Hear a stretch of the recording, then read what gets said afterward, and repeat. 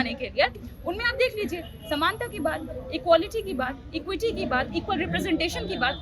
पर अब देख लीजिए पुलिस की कार्रवाई कितनी स्ट्रांग हो गई। प्रधानमंत्री तक की कब्र खोदने की जो बात करे तो उनपे कोई एफआईआर नहीं हुआ। और यहाँ पर जो छात्र दलित, पिछड़े, आदिवासी तबके के जो प्रगतिशील छात्र भी है उनके ऊपर एफआईआर हो रही है। नहीं, सवर्ण समाज नहीं, हमें झूठा फंसाया जाएगा, झूठा होप्स क्रिएट किया जा रहा है। और अभी एक तरीके से इस कानून ने तो एक चीज तो क्लियर कर दी ना कि देश में हिंदू नहीं है SC ST OBC। यूजीसी कानून आया उसके बाद प्रधानमंत्री मोदी जी को बड़ा कट्टर हिंदू माना जाता था, लेकिन मीडिया का नजरिया उनको लेकर, उनके समर्थकों का नजरिया बदल गया था अचानक।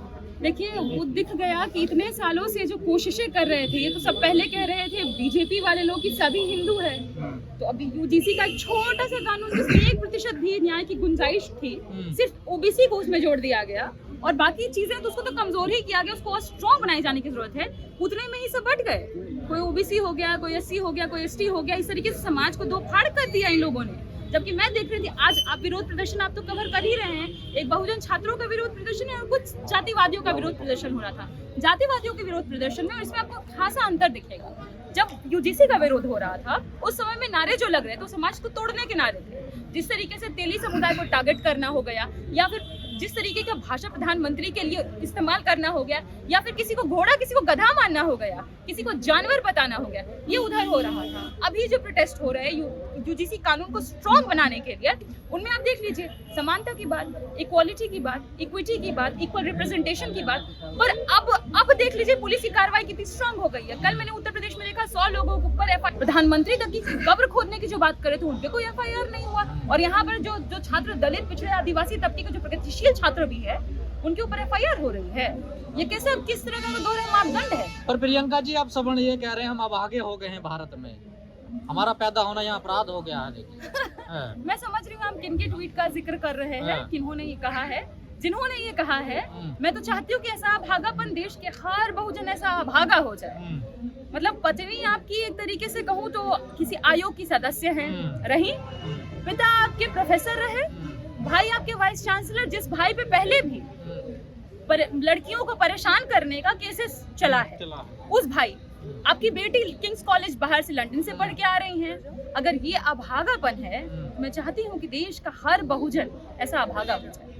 लेकिन सुप्रीम कोर्ट जो है कई सारे कानून है, विरोध प्रदर्शन कई कानूनों को लेकर हुआ, लेकिन कहीं भी वो 3 दिन के अंदर इतना ज्यादा एक्टिव नहीं होता, लेकिन सुप्रीम कोर्ट यहाँ एक्टिव हो जाता है। इस पर क्या कहना चाहिए? देखिए, इसको 2 तरीके से एनालाइज करने की जरूरत है। मैं आज तक के एक वरिष्ठ पत्रकार को भी देख रही थी, वो बता रहे थे कि किस तरीके से जिस दिन कोर्ट में मामला ये गया, भाजपा के ही कई नेता और प्रवक्ता क्या टिप्पणियां दे रहे थे और फिर कुछ बातें बता रहे थे कि ये सब आर्ग्यूमेंट्स रखना। तो एक तरफ से आप कानून लाने का दिखावा करते हैं और दूसरी तरफ से आप कोर्ट में जाते हैं, कोर्ट में इसको रद्द करवाने के लिए आप अलग अलग टिप्पणियां भी देते हैं, आप आइडिया सुझाते हैं कि उसको बंद करवाना, उसको रोक लो किसी तरीके से।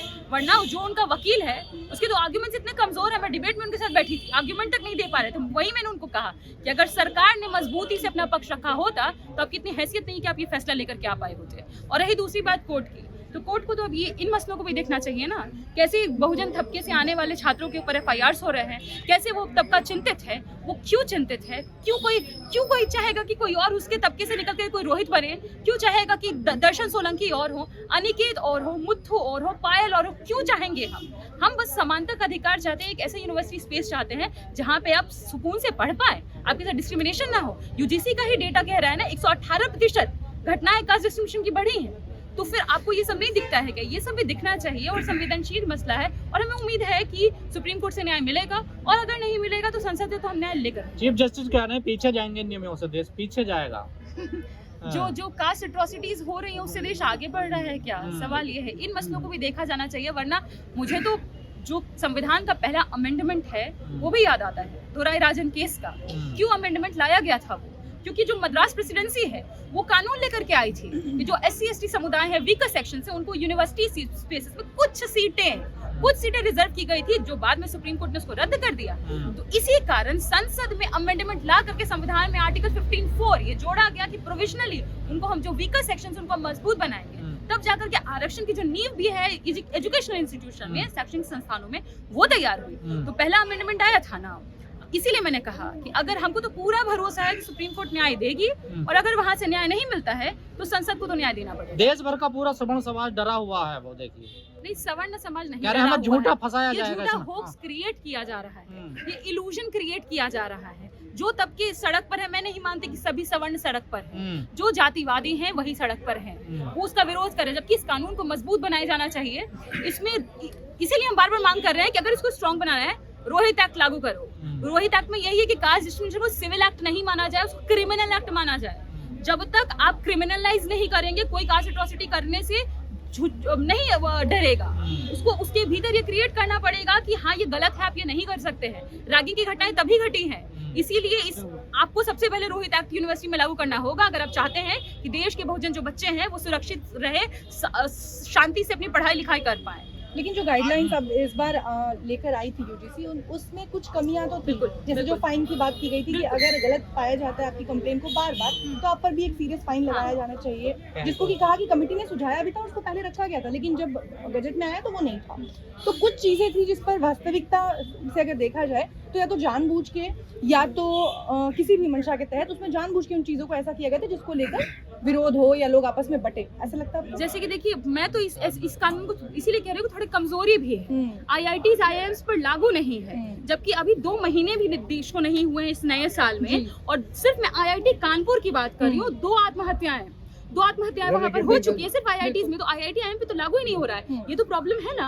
आपका जो BEd के कॉलेजेस हैं, नर्सिंग कॉलेजेस है, वहाँ लागू ही नहीं, वहाँ लागू करो। वाइस चांसलर को आपने डी फैक्टो चेयरपर्सन बना दिया है। तो एक अच्छा मौका मिला है ना सुप्रीम कोर्ट के पास, अगर ये गई है गाइडलाइंस, इन पर पुनर्विचार होगा, और इंदिरा जयसिंह जैसी लॉयर जब आपका रिप्रेजेंटेशन करेंगी, तो एक अच्छा मौका है जहाँ आप ये चीजें ऐड कर सकते हैं। उनको उस दिन बात रखने का मौका कहाँ दिया गया? नहीं दिया गया मौका। दूसरी बात कि अगर वाकई में हमारे हित में फैसला नहीं था, 2 महीने ठंडे बस्ते में डालने का क्या अर्थ है? मेरा सवाल ये है। अगर कोर्ट को 3 दिन में किसी लोगों किन्हीं का दर्द दिख जाता जो इल्यूजनरी है, वो वाकई है भी नहीं, आपको एक तरीके से भरमाया गया है, वो कानून किसी के खिलाफ नहीं है, वो सबको साथ लेके चलने का कानून है, तो आपको कोर्ट को 2-3 दिन में दिख गया, बाकी के लिए आप 2 महीने का एक्सटेंशन दे देते हो। आपको नियत पे शक है? देखिए, मैं शक की बात नहीं कर रही हूँ, मैं यही कह रही हूँ कि हमारा भरोसा है सुप्रीम कोर्ट न्याय करेगी। जो बहुसंख्यक आबादी के बच्चे हैं उनको, उनके बीच जो घबराहट है, एंजाइटी है, उसको दूर करेगी।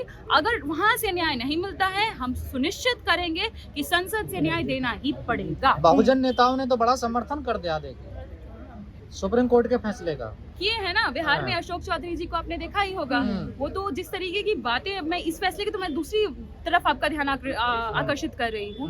दरभंगा में जो घटना हुई, कुछ दलित समुदाय के लोगों के घरों पे अटैक्स हुए, उन्होंने ये कह दिया कि SC ST का झूठा इस्तेमाल नहीं करना चाहिए, कहा कोर्ट आपके खिलाफ जा सकती है।